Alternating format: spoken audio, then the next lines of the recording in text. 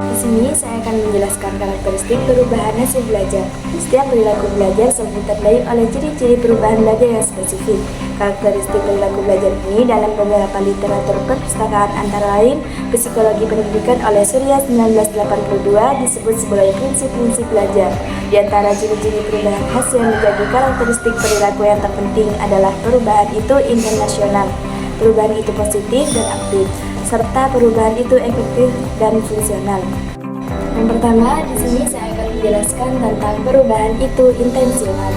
Perubahan yang terjadi dalam proses belajar adalah berkat pengalaman atau praktek yang dilakukan dengan sengaja dan disadari, atau dengan kata lain bukan kebetulan.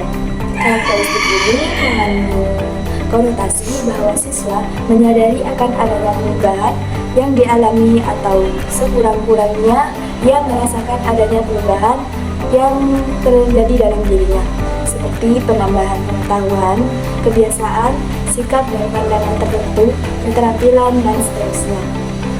Yang kedua, yaitu perubahan itu positif dan aktif. Perubahan yang terjadi akibat dari proses belajar bersifat positif dan aktif. Positif artinya baik, bermanfaat, dan sesuai dengan apa yang diharapkan. Adapun perubahan aktif artinya tidak terjadi dengan sendirinya, seperti karena proses pengatangan, tetapi karena usaha siswa itu sendiri. Yang ketiga, perubahan itu efektif dan fungsional. Perubahan yang timbul akibat belajar bersifat efektif, yakni berhasil guna. Artinya, perubahan tersebut membawa pengaruh, makna, dan manfaat tertentu bagi siswa. Selain itu, perubahan dalam proses belajar bersifat fungsional, dalam arti bahwa ia relatif menetap dan setiap saat apabila ia dibutuhkan. Perubahan tersebut dapat diproduksi dan dapat dimanfaatkan. Perubahan fungsional diharapkan dapat bermanfaat yang luas. Selain itu, perubahan yang efektif dan fungsional biasanya bersifat dinamis dan mendorong perubahan positif lainnya. B. Manifestasi perilaku belajar. Manifestasi atau perwujudan perilaku belajar biasa lebih sering nampak dalam perubahan-perubahan sebagai berikut. 1. Kebiasaan, 2. Keterampilan, 3. Pengamatan, 4. Berpikir asosiatif dan daya ingat, 5. Berpikir rasional dan kritis, 6. Sikap, 7. Inhibisi, 8. Apresiasi, dan 9. Tingkah laku afektif. 1. Manifestasi kebiasaan setiap siswa yang telah mengalami proses belajar, kebiasaan-kebiasaannya akan tampak berubah. Menurut Brugger 1973, kebiasaan itu timbul karena proses penyusutan kecenderungan respon dengan menggunakan stimulasi yang berulang-ulang. 2. Manifestasi keterampilan ialah kegiatan yang berhubungan dengan urat-urat syaraf dan otot-otot yang lazimnya tampak pada kegiatan jasmani seperti menulis, mengetik, olahraga, dan sebagainya. 3. Manifestasi pengamatan artinya proses menerima, menafsirkan, dan memberi arti rangsangan yang masuk melalui indera-indera seperti mata dan telinga. 4. Manifestasi berpikir asosiatif dan daya ingat. Berpikir asosiatif itu merupakan proses pembentukan hubungan antara rangsangan dengan respon. Dalam hal ini perlu dicatat bahwa kemampuan siswa untuk melakukan hubungan asosiatif yang benar dipengaruhi oleh tingkat pengertian atau pengetahuan yang diperoleh dari hasil belajar. 5. Manifestasi berpikir rasional dan kritis. Berpikir rasional dan kritis adalah perwujudan perilaku belajar terutama yang berkaitan dengan pemecahan masalah. Dalam berpikir rasional, siswa dituntut menggunakan logika atau akal sehat untuk menentukan akibat-akibat. Berpikir kritis, siswa dituntut menggunakan strategi kognitif tertentu yang tepat untuk menguji keandalan gagasan pemecahan masalah dan mengatasi kesabaran atau kekurangan. 7. Manifestasi inhibisi. Dalam hal belajar yang dimaksud inhibisi adalah kesanggupan siswa untuk mengurangi atau menghentikan tindakan yang tidak perlu, lalu memilih atau melakukan tindakan lainnya yang lebih baik ketika ia berinteraksi dengan lingkungannya. 8.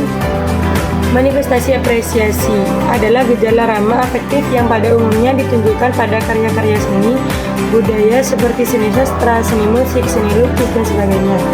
9. Manifestasi tingkah laku afektif. Tingkah laku afektif adalah tingkah laku yang menyangkut keanekaragaman perasaan seperti takut, marah, sedih, gembira, kecewa, senang, benci, gelisah, was-was, dan sebagainya. Ada pembahasan terakhir yaitu ragam-ragam belajar. Dalam proses belajar belajar biasanya dikenal adalah berbagai macam kegiatan yang memiliki corak yang berbeda antara satu dan yang lainnya, baik dalam aspek materi dan metodenya maupun dalam aspek tujuan dan perubahan tingkah laku yang diharapkan. Keanekaragaman ini, jenis belajar ini muncul dalam dunia pendidikan sejalan dengan kebutuhan kehidupan manusia yang juga bermacam-macam. Yang pertama yaitu ragam abstrak. Belajar abstrak ialah belajar yang menggunakan cara-cara berpikir abstrak. Yang kedua yaitu ragam keterampilan. Belajar keterampilan adalah belajar dengan menggunakan gerakan-gerakan motorik, yakni yang berhubungan dengan urat-urat syaraf dan otot-otot. Yang ketiga yaitu ragam sosial. Belajar sosial pada dasarnya adalah belajar memahami masalah-masalah dan teknik-teknik untuk memecahkan masalah tersebut. Yang keempat, ragam pemecahan masalah. Belajar pemecahan masalah pada dasarnya adalah belajar menggunakan metode-metode ilmiah atau berpikir secara sistematis, logis, teratur, dan efektif. Yang kelima yaitu ragam rasional. Belajar rasional adalah belajar dengan menggunakan kemampuan berpikir secara logis dan sistematis sesuai dengan akal sehat. Yang keenam yaitu ragam kegiatan ragam belajar. Kebiasaan adalah proses pembentukan kebiasaan-kebiasaan baru atau perbaikan kebiasaan yang telah ada. Yang ketujuh, ragam apresiasi merupakan belajar mempertimbangkan arti penting atau nilai suatu objek. Yang terakhir yaitu ragam pengetahuan, yaitu belajar dengan cara melakukan penyelidikan mendalam terhadap objek pengetahuan tertentu.